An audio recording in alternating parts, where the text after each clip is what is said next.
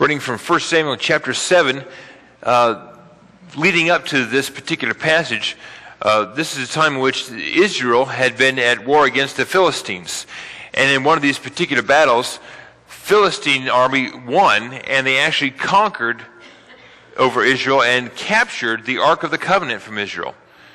And they took it back to their strongholds, their locations, in order to claim the victory. But the Ark of the Covenant doesn't belong in the Philistine camps at all.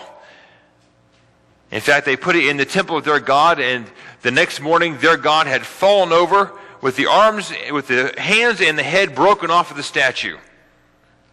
And so they said, we got to get this ark out of the way.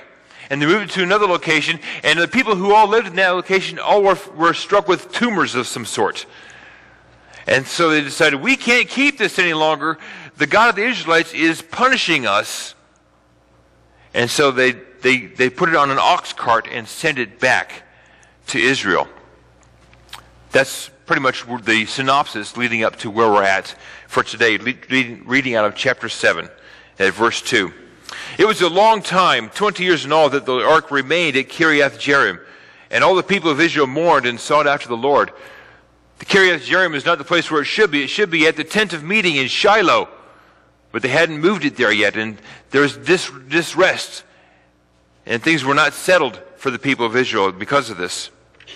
So Samuel said to the whole house of Israel, if you are returning to the Lord with all of your hearts, then rid yourselves of the foreign idols and the Ashtoreths, and commit yourselves to the Lord and serve him only, and he will deliver you out of the hand of the Philistines. So the Israelites put away their Baals and Ashtoreths and served God only. Then Samuel said, assemble all Israel at Mizpah, and I will intercede with the Lord for you. When they had assembled at Mizpah, they drew water and poured it out before the Lord. On that day they fasted, and there they confessed, we have sinned against the Lord. And Samuel was leader of Israel at Mizpah. When Israel heard when the Philistines had heard that Israel had assembled at Mizpah, the rulers of the Philistines came up to attack them. And when the Israelites heard of it, they were afraid because of the Philistines. And they said to Samuel, do not stop crying out to the Lord for us, that he may rescue us from the hand of the Philistines. Then Samuel took a suckling lamb and offered it up as a whole burnt offering to the Lord. He cried out to the Lord on Israel's behalf, and the Lord answered him. While Samuel was sacrificing the burnt offering, the Philistines drew near to engage Israel in battle. But that day the Lord thundered with loud thunder against the Philistines and threw them into such a panic that they were routed before the Israelites. The men of Israel rushed out of Mizpah and pursued the Philistines, slaughtering them along the way to a point below Bethkar. Then Samuel took up a stone and set it up between Mizpah and Shen. He named it Ebenezer, saying, thus far has the Lord helped us. So the Philistines were subdued and did not invade the whole Israelite territory again. May God add his blessing to this reading and hearing of his word. Amen. History lesson, or a history review of what had been going on. This is about 300 or 350 years after the Exodus out of Egypt, after God had delivered the promised land to the Israelites. During this time, there was no human ruler for the people. First of it was Moses, right, coming out of Egypt. And then Moses died before he entered the promised land. And it was Joshua, along with Caleb, the two spies who believed that they could take the promised land. They are also instrumental in helping to lead the Israelites through the conquest of this territory to receive what God had promised to Abraham, Isaac, and Jacob so many years ago. And after Joshua and Caleb died, there was no legal or right of succession for anyone. And so God had been raising up judges to lead the people. Samson and Gideon and Delilah. Not Delilah, sorry. I meant Miriam. The other woman, not Delilah. And then we come here to Samuel. Samuel is the last judge. The term isn't spoken of specifically here, but here in verse 6, it said that Samuel was leader of Israel at Mizpah. He was the judge of Israel. As you recall from last week, Samuel started from a very young age in the temple of the Lord, learning how to be a priest. He's also a judge, that God had raised him up. But he's also a prophet. Prophet, priest, and judge, all in this one person. And here Samuel is accepting and moving into the role of being a judge, what God had prepared him to be for his people Israel. This deal with the Philistines, there's been lots of animosity between Israel and the Philistines. You recall the story of David and Goliath? Well, Goliath is one of those Philistines. Philistines are rising up to attack, trying to conquer through this people who had taken the land away. But God said it was not to be so. We know the story. David slew Goliath, and the Philistines were beaten back even further yet again. But in this particular instance, we've got the Philistines being beaten back, and then Samuel erecting a stone of memory, a stone of help specifically. And he named it Ebenezer. That's in Hebrew, that literally means stone of help. And he says, this far God has helped us. And it's set along the side of a road. So anyone who passes that way can see that marker. It may have been a large stone. It may have been a heap of stones. It's some stone that's set there to remind anyone who passes by that God has helped us in this spot, in this location. Interestingly enough, the idea of gravestones comes from this practice of setting up a stone to remember what happened here. Gravestone is that specifically. It's a marker of who has lived. This marker represents this person. This person lived and had a life and participated in the life of this community. My family, Amy and I and Jonathan, we have always loved going through cemeteries. I don't know if that makes us kind of weird or kooky, but it's enjoyable to go through and see the history as it's been laid out. To, in some way, learn about the stories of the people who have lived in times past in this location. It's peaceful. It's often very pretty, an enjoyable location, good landscaping, grounds well taken care of, mowed grass, trees. Sometimes there are ponds and shrubs that are ornamentally decorated. Of course, during the summer you have the flags and the memorial emblems for those who have died having served as members of the armed forces. I just have always enjoyed going through cemeteries. The sense of history, the sense of duty, the sense of a storied life comes through there. And while I have no idea who these people were, I know that they were loved and cared for because a memory of them has been left behind at the place where they've been buried. Samuel has set up this Ebenezer, this stone of help. There are Ebenezers that we have in life too, although we don't normally erect a stone somewhere. Where has God helped in your life? Where has God been present in getting you through a difficult situation?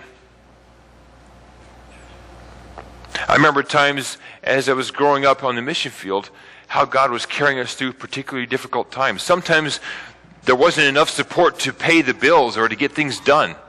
And yet God was stretching God allowed things to stretch. The food just never quite ran out.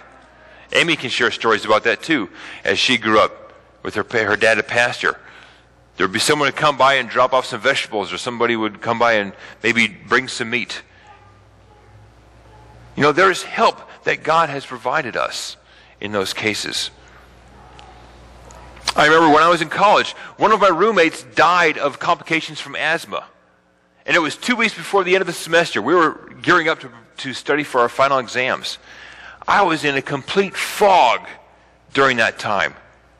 I remember sitting that last week of actual classes just writing things down. It was comprehensible, surprisingly enough, but I was writing things down, hardly able to pay attention to it, hardly able to study for my exams, but I was able to carry through, along with the other roommates I had. When Jason died, it turned our world upside down. And God carried us through there. God helped us in that difficult time.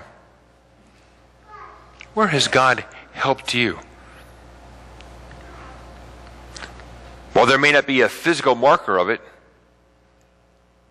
we have memory of it in our head. I've got a physical marker on my finger for some time where God helped me. A big mark, a scar here from cutting it open on a tin can lid. I was supposed to go out and bury the tin cans in a hole somewhere. I tripped and fell and I sliced my finger open. And it was a couple hours. We were in a remote part of the northern frontier district of Kenya at that time. It was about 6 hours before we got to a place where there was a dispensary where someone could stitch me up.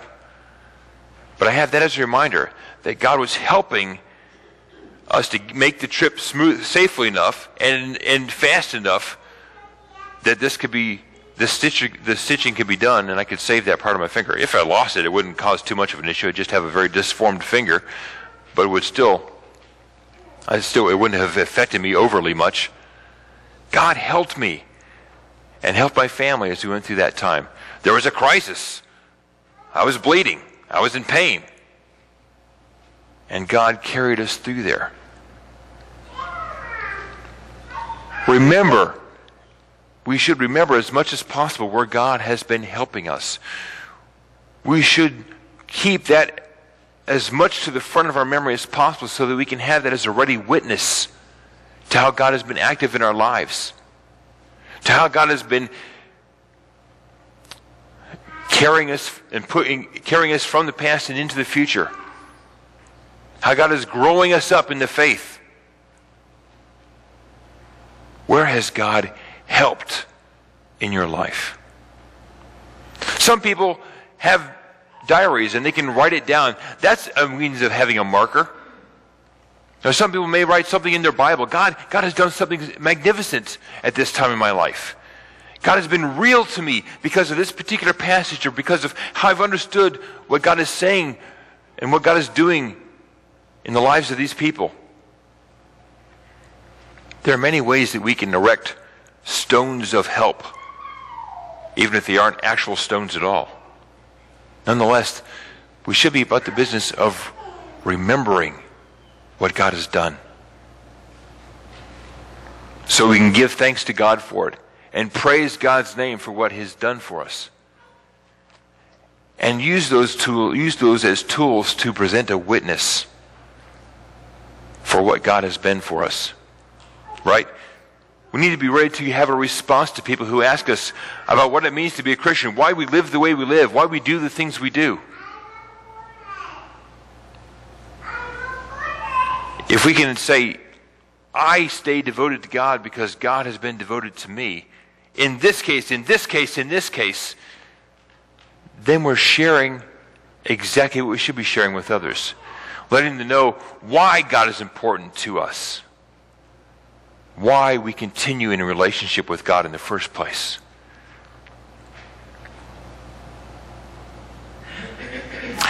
I know that from my youth, going to church and doing churchy things was what I did because that's what my family did and it's what everyone else around me was doing.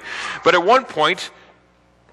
at some point, I guess is the best way to put it, at some point it stopped being, I'm doing this because my family's doing it, but I'm doing it because I want to do this. I want to be a part of the ongoing work that God's doing in the world.